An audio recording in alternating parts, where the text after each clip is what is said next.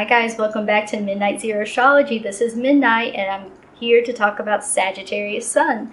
As a reminder, I think the Sun is your most biggest, beautiful star in your chart. It's going to shine bright. People are going to recognize the energy and you're going to become famous for it or recognized for it. It's meant to be seen. It's not meant to be ignored.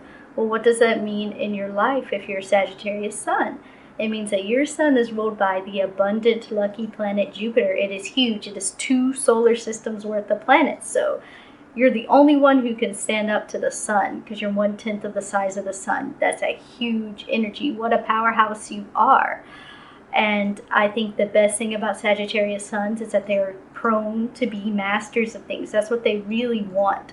That's how they want to shine, because they know if they're a visible, keyword visible, master of something, then all the little students are going to come to them, and then we'll have people to preach, to teach to. Preaching and teaching, that's what Sagittarius loves to do. That's their happy place. And how can we not talk about this awesome lucky planet? It is a lucky planet because you guys just think things. You could be in the hardest situation, Sagittarius Sun, and you will think your way into a positive light. And I know this to be true because my mother is a Sagittarius and my best friend is. And even if they get in dark places, they can always lift themselves out. And that's really magical thinking. I really do associate Sagittarius with magical thinking that leads to magical actions. And it is a God energy. It is the last evolved fire sign, and it is mutable. So that means fire going everywhere. It wants to share its fire. It's not as stingy as Leo and Aries with its fire. It wants to give everyone its fire because they know if they're a big flame, people will be drawn to the flame and then they'll have a flame. They want everyone to have a flame. Fire is a really passionate element, action-oriented. That's the most important thing to understand, is that it's action-oriented. It is not thought-focused. It only likes to think because thinking produces actions. Actions is the end goal. And it is the hunter. It's represented by a centaur, the only hunter in the zodiac, half beast, half human. So the lower half, genitals, everything of a beast, and the upper half, brain of a human with a bow in hand. That is pretty strong. That's a strong image. So it could be the kind hunter that is just peacefully observing and only shooting when it needs to eat. Or it could be the greedy hunter, which just wants to shoot everything down that it sees because it can. Simply because it can. And I lost my train of thought. But what I was going to say, how can you not talk about Bruce Lee with Sagittarius? It doesn't matter if it's a typical example. It is simply the best example, which is why it's used so much. And he's just an awesome idol. And I look up to him. I have a Sagittarius Mars. And I just am drawn to everything Bruce Lee. And I think he's a great example of this energy because he shows the power of target selection, which you are a hunter, so your targets do matter. And you kind of get that from Scorpio because Scorpio puts so much value on its target, which one it's going to choose to love, which one it's going to choose to do light and good things for. And you kind of still have that reminiscent of Scorpio inside of you, but sometimes you forget that targets matter because you moved away from that energy. So what I mean by your targets is your destination, Sagittarius, because you're associated with long distance travel, journeys, which is appropriate because Jupiter's such a huge planet. You would need so many years, which Jupiter has about 12 Earth years in one of its years. You would need so much time to go through all that. He shows you the beauty of choosing one skill to become a master at. So he chose martial arts and using that one skill to have many different paths and destinations just off of that one skill. So you can become a master and it's not going to be boring because you're going to use that mastery to go down many different paths. So he used martial arts. He was able to act in martial arts movies. He was able to be a teacher, and he wrote books. He did so many things based off of being a master at martial arts. And that's what you really need to do, Sagittarius, because I've seen it all too often. When Sagittarius fall to that saying, Jack of all trades, master of none, that's a really sad Sagittarius if you fall into that category, because you're meant to be a master. That's how you're going to shine in this life. And if you're not being a master at something, get on it. And I know you can do it because you're the magical thinking sign, and magical thinking is going to lead to your magical actions. But know that it's not going to be an easy path, but that's okay because you're the fire sign that understands that it's okay to mess up. Leo and Aries, kind of not so much, but you guys understand that regardless of the consequences of your actions, you realizing those consequences, you're just going to power through it anyway, and you're going to mess up gracefully, and that's what makes you so endearing and awesome to watch, like Bruce Lee. There's like a Netflix series based off of his life, and I just loved watching it because I could connect to it because of my Mars. He was a hands-on learner, so, and you know, Sagittarius is still a fire sign. It's not super patient, it's just more patient than Gemini. Really, that's all, because they want to become the master now. But he had a teacher, Yip Man, I think that's how you pronounce his name. I think he was a Libra, which is so appropriate because they are really tolerant people. And he had to be very tolerant with Bruce Lee because Bruce Lee wanted everything now, and Sagittarians are hands-on learners, so they want to jump into everything. They don't want to read a book on it. They want to actually do it. I mean, they'll read a book, but what's more important is that they're doing it, they have their hands in it. And Yip Man kind of had to slow him down because he had to say, remember where you came from. You came from Scorpio. We have to learn step by step very deeply from the bottom up, or you're not going to be that master. So Sagittarius, that's where you're going to shine if you remember your Scorpio parts, learning things from the ground up. And Yip Man kind of forced Bruce Lee to do that. And because he forced him to do that, it really reshaped his mind, and it gave him a structure.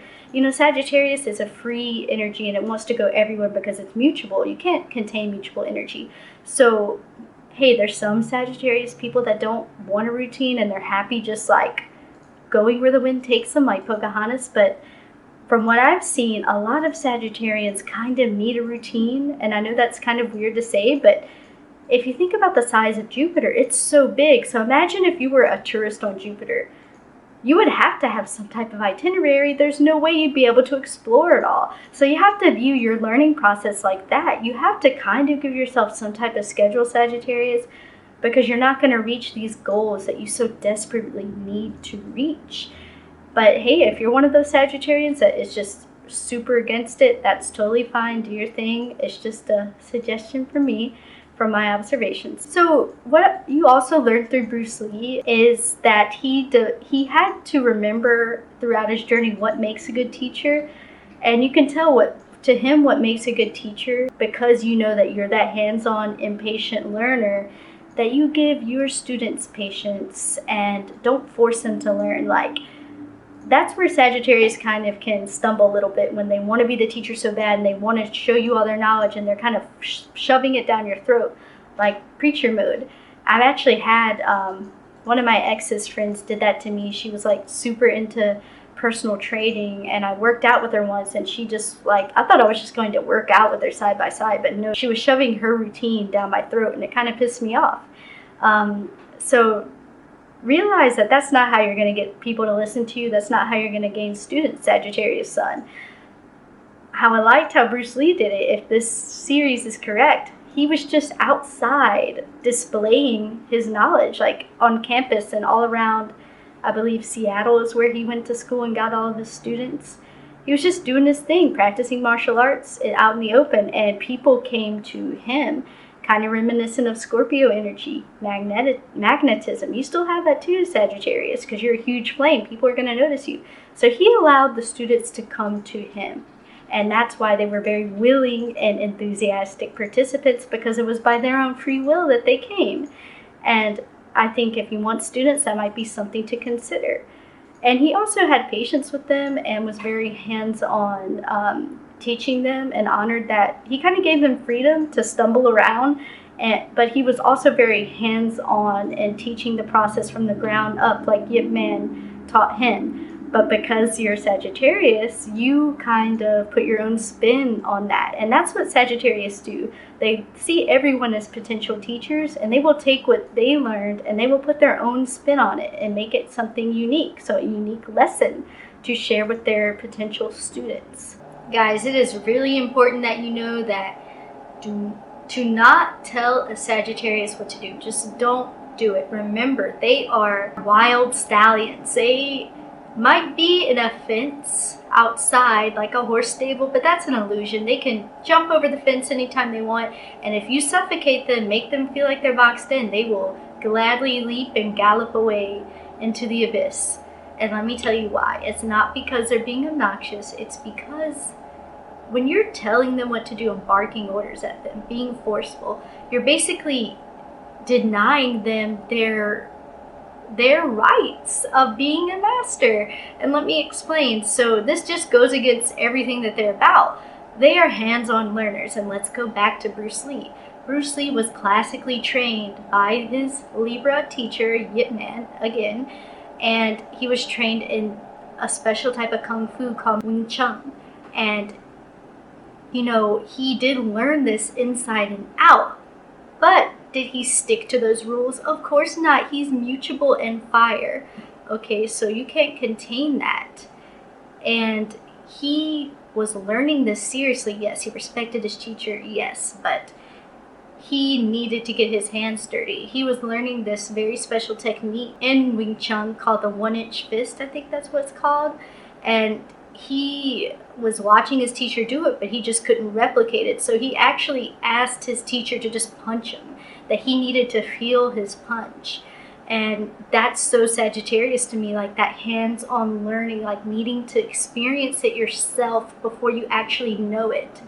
And that's why he was able to replicate it so well, because he had to feel it first, and then he can, you know, see how to do it mechanically.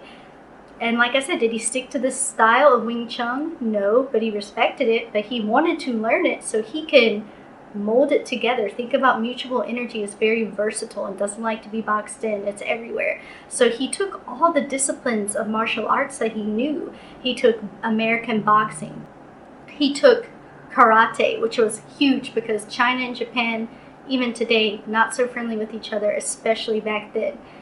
Brazilian jiu-jitsu, and I'm sure many other things. He was a dancer. Did you know that? He took all of those things and he created his own brand of martial arts, Jeet Kune Do, which is hugely popular and famous. And he couldn't do that if he just followed orders all day. He basically learned the rules to break them, which is so Sagittarius. And total side note, Sagittarians are famous for, you know, they know the rules almost as good as a Capricorn, but they know the rules so they can figure out the loopholes in order to break them. Like at the workplace, seriously, get a Sagittarius Sun and a Capricorn Sun, you can figure out the rules from the Capricorn to the T, and the Sagittarius is going to tell you how to break those rules and not get in trouble for it. I absolutely think that's hilarious about them. So yeah, this is why they can't be told what to do, because they have to feel it, and you're going against their soul's mission when you're trying to shove that down their throat.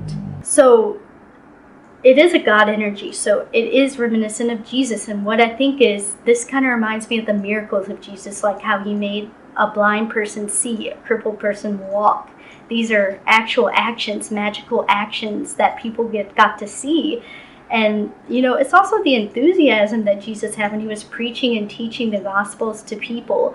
And I think that it kind of reminds me of the sacred fire part of the Sacred Heart. Sagittarius is a very righteous sign, so kind of Christ-like in that way. It wants its actions to be righteous and the right choice of an action, to have a higher meaning, not just doing things for the sake of doing them.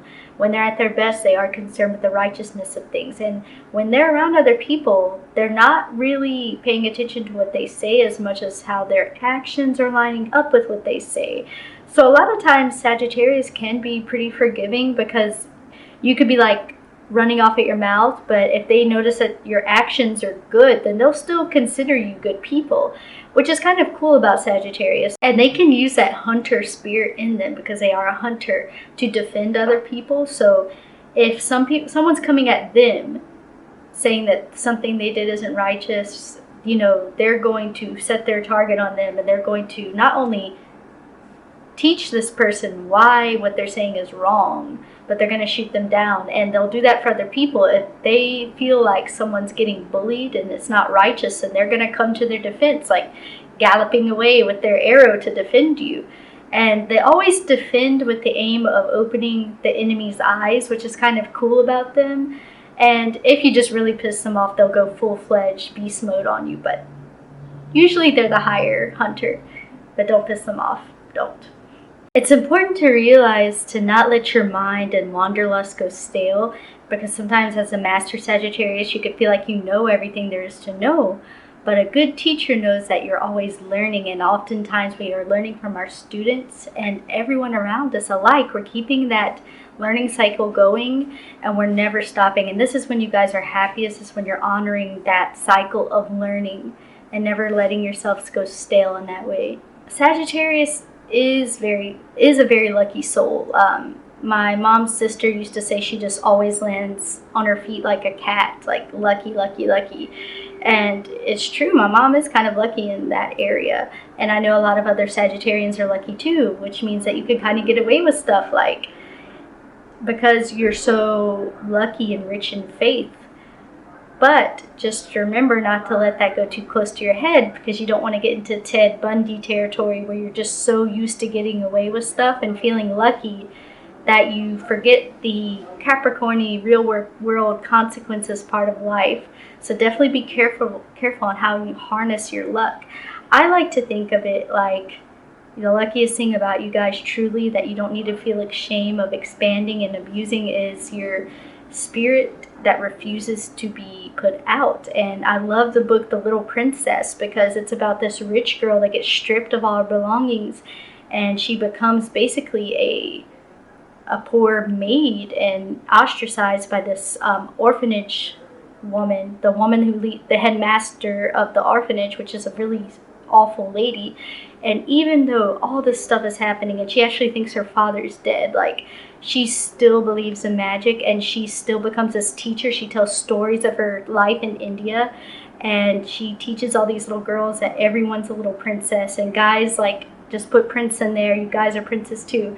But she really just lit everyone up and empowered their spirits, and I just love that about Sagittarius. And don't worry, you guys, my mom is a flightless bird. She does not like to travel, so even if you're a Sagittarius who doesn't like to travel, you could still travel in your mind. You could still travel through books. There's so many other ways you could travel, so don't feel bad about that. You can still become the master you need to be regardless. So remember, Sagittarius, you're evolving towards being a Capricorn, which Capricorn is associated with structure, timelessness, which means something timeless is something that leaves you a legacy. So they're interested in singular goals that have a impact on the world long after death.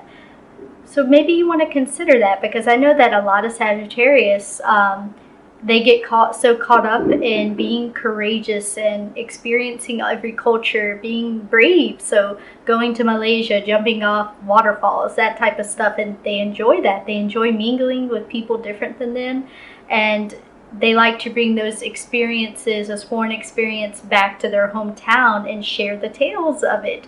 And that might be their comfort zone in teaching. Well, that's great, and I think that I love that part of Sagittarius, but maybe you might want to incorporate going back to trying to be that master of something, because you becoming that master and teaching off of that mastery, that is what's going to give you that Capricorn legacy, guys. So maybe not forget that part. Also, don't forget to always consider your students. So Gemini is good at that. You're opposite. They're always considering everyone around them in their small areas, viewpoints. They collect that data and they use it. Well, don't forget to collect data on your students, because those are the people that you're serving, and it truly is a divine service you're giving to them. And I think Bruce Lee was good at getting to know his students and, giving them proper adjustments based off of their learning styles. And that ultimately kept the students coming back to him. You guys are really funny, oh my goodness. And you're funny because you call people out on normal things, but in the name of calling them out in the truth, kind of like Sagittarius humor is very sarcastic, because it's like truth-based humor, which is very foot and mouth in nature. So like, my mom did this to me growing up. I would be like, my kind Pisces self in front of everyone, and she'd be like, I know you're just a Cancer moon brat. She'd be like, haha, you're not really like that. Haha, you're not really like that, in front of everyone. And it would just mortify me. But looking back, it's really funny. And she still does that. Like, why are you acting so nice? You're usually not that nice. And I used to get mad at it, but nowadays I just think it's really funny because it is kind of true. But another aspect of Sagittarius and Jesus is that fire to be a teacher. So like, Jesus didn't want to just teach you how to fish, he wanted to teach you how to fish for life. That's a big theme in the Bible, and that's where Sagittarius shines too, because when they do embrace the role of the master and they pass their knowledge on to other people, they want to do it in that hands-on way so these people can pass it down to someone else, almost like a pyramid scheme, but a good one. That's just the only way I know to describe it. But speaking of this humor, like, Jesus was kind of funny too in the Bible, like, especially when it came with the Romans, like the people in power. Like, he'd be very sarcastic with them. So like, apparently Jesus was going to get punished for something, and in John 10:31 verse 32 it says, "The Jews picked up stones again to stone him. Jesus answered them, 'I showed you many good works from the Father. Which of them are you stoning me for?'" Like, oh, which miracles I perform you're stoning and punishing me for? Like, that's so Sagittarius humor. And I don't know, I just really like it. Not even Jesus is beyond it, you guys. So embrace that part of yourselves, and hopefully the foot isn't that big in your mouth and you could just ha ha ha walk away, tee-hee your way out of it. I hope so. Another good example of that Sagittarian humor is Jon Stewart. So he's educating people about politics, but also being very satirical at the same time. Super funny. Another thing, you guys, it's like a hurdle for you, is maybe growing away from that Leo energy, because that's the middle fire sign. And sometimes Leo at its worst can just be head collectors, you know, off with its head, said the king. So you are a hunter, so instead of filling your walls with deer skulls and trophies, like, haha, look what I did, you know, make sure your acts of bravery and, you know, things that you've learned are going to get you a higher-minded trophy rather than something superficial like that. Because just because you are master doers and things doesn't mean you got to rub it in people's faces in a bad way. And usually you don't. You guys are just really special people. I love Sagittarius Suns, and every single teacher that I really liked a lot in college, most of them were Sagittarius Suns, and I just really love the way they teach people. It's magnetic, it's charismatic, and it's wonderful. I love it. Don't forget to consider the Capricorn side of things and leaving a legacy behind, so your flame will never truly die. It will be there forever, as it should be, because you guys are such special people. Alright, I hope you love this video. As far as music, I won't talk about it too much, but I just think that Queen is just a Sagittarius man. Freddie Mercury had a huge Sagittarius moon, and it was connected, I think, by square to his Virgo sun. And I just think his music is always uplifting, and you know, it's always uplifting. And I think that's the best thing about Sagittarius, is how you lift people out. You know, you lift people up and you warm their spirit up with your huge mutable fire. But if you have any other suggestions, let me know in the comments below. And Midnight telling you bye. I will see you next time.